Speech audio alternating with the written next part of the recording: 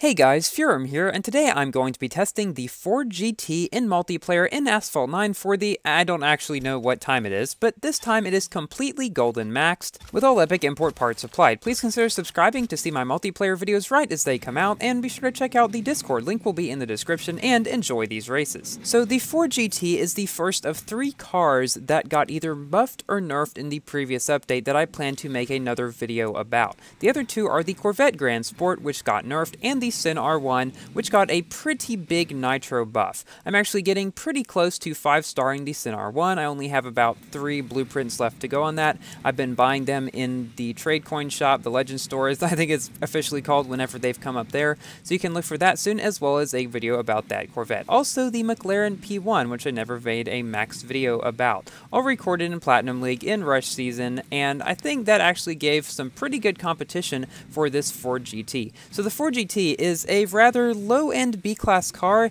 Its speed is okay at 233, however, it can hardly ever reach that speed. Usually it motors along around 210 or so, because its nitro efficiency, handling, and the acceleration, none of them are very good at all. Especially the handling, which is one thing that really kills it. It loses a lot of speed going around corners. You can really see that in Osaka and on the 360-degree Cairo turn. But on Rome, this first race actually went okay. We were able to come in first place without too much of a problem against 3 Corvette Grand Sports, a Porsche 918 Spyder, a GTR Nismo, and a few other A-class cars. Now this race here was a crazy 8-player race on Downtown Rise against 3 Porsche 918 Spyders, a Corvette Grand Sport, a Huracan, and when I first saw all those cars at the beginning of the race, I was thinking, there's no way I'm going to be able to beat them.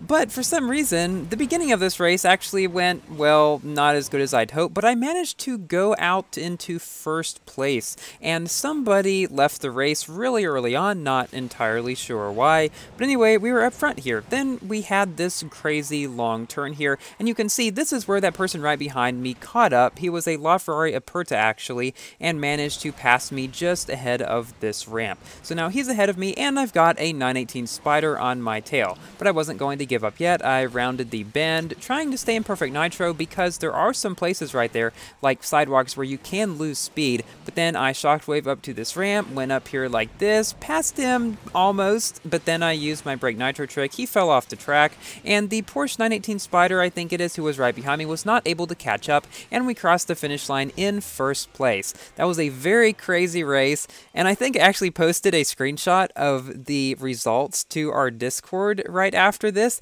so yeah, comment down below if you saw that. Now for a race on Caribbean, not the Ford GT's favorite track, where every car in the race except for 2 Porsche 918s are different. We've got a GTR Nismo, we've got an Aventador J, we've even got a Huracan, but they're all better on this track than I am. So this route I take at the beginning here, I'm not entirely sure if it's best.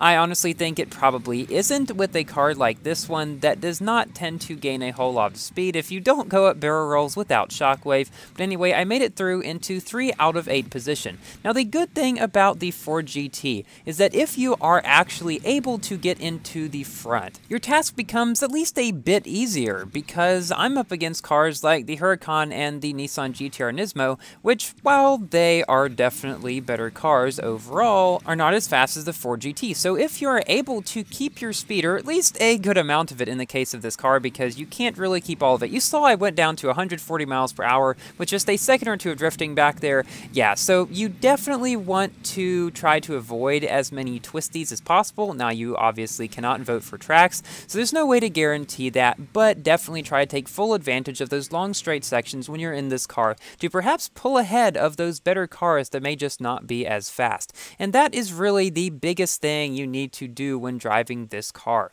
Just do whatever you can to keep the speed up as high as you can. Now, obviously, that should be a top priority in any car, but in this one especially, and in any car that it's difficult to do, you just have to be more aware of it. When you're driving a car like the Corvette, who just tried to knock me down and then ends up wrecking, it's always so satisfying when that happens. Anyway, with cars like the Corvette, you don't really have to think a whole lot about your speed, because you're going to be up really close to the maximum speed that you can at almost any time. But with this car, you really do do.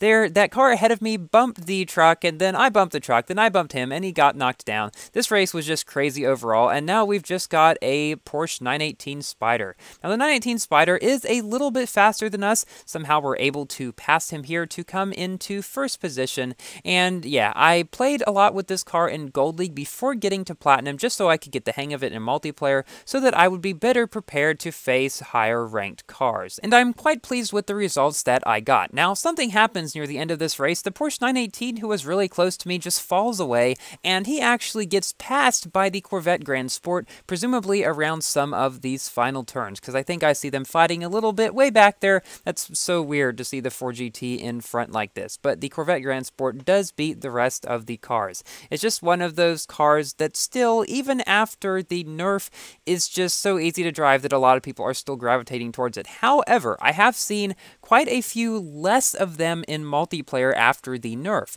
There are still a lot of them, but I think a lot of people realized that once their speed was not going any higher than 214 miles per hour, that they really could not compete super well against a bunch of faster cars. And those two right there just ping-ponged me back and forth. That was kind of funny. Here, I tried not to let this guy land on me, and this car, it goes really wide on the drifting as well. You can't really take a whole lot of super tight turns. That's why I was a little bit concerned when I went over to the right here, trying to make this turn down over here, and surprisingly, it actually went okay, but this Huera was able to pass me. Then someone shockwaved into me from behind when I was also in shockwave. That's actually a really good way to get a speed boost, because when you're in shockwave and somebody shockwaves into you, they can't knock you down. So I just got punted up to a big speed, high speed. Why did I say big speed? I don't know, but in any case, we are in first place now with the Huera right on our tail. I shockwave around the final corner with him right behind me, and we come in first place. Not by too much here. Our next race is on Osaka, where we can see how the 4GT with its terrible drifting can do around some of these big turns, including the 180-degree hairpin turn, which yes, is in this variant.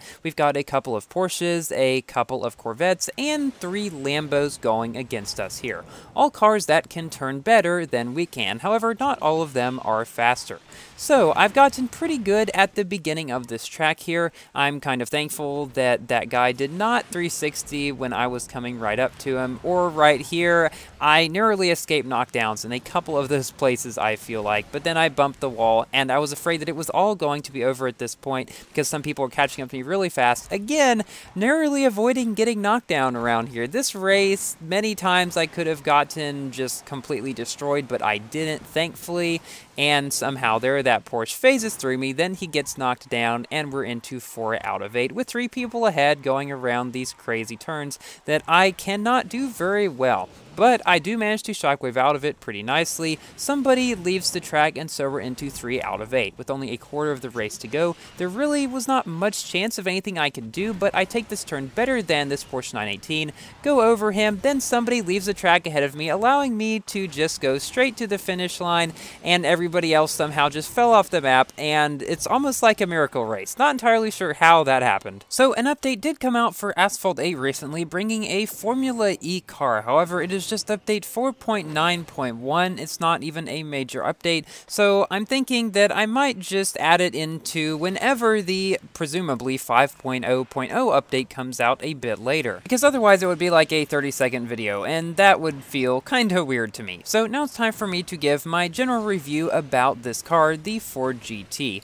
It is a low-end B-Class car. It is not easy to drive. In fact, I would say it is one of the hardest B-Class cars to drive. But as you can see in this video, if you can tame it, if you can figure out how to keep as much speed, as much as you can do well in Gold or even in Platinum League. However, in Legend League, things might not go so nicely, because there will be a lot of cars then that can keep speed way better and just go way faster in general. It's got a pretty decent top speed of 234 miles per hour, however, its handling, drifting, acceleration, and nitro efficiency leave a lot to be desired. However, its nitro efficiency now is not especially terrible. Now, I would just say it is kind of mediocre, but it's definitely one thing you need to keep in mind when you drive this car. You have to use nitro sparingly and at the very best points if you want it to be very good. And here we take the final victory. Thank you all for watching. Please like the video if you have enjoyed, and consider subscribing for more Asphalt and other games content. And I will see you in my next video. Goodbye!